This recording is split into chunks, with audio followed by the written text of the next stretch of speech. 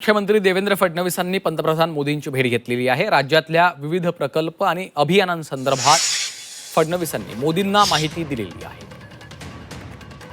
मुख्यमंत्री देवेंद्र फडणवीस हे दिल्लीच्या दौऱ्यावर आहेत। यावेळी त्यांनी आता पंतप्रधान मोदी यांची भेट घेतलेली आहे।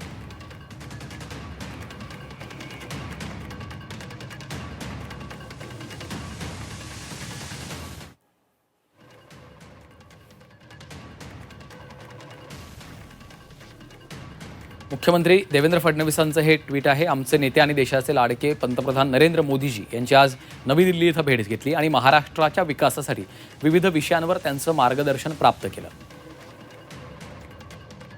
महाराष्ट्रातील विविध प्रकल्प आणि अभियानांची माहिती त्यांनी यावेळी दिलेली आहे।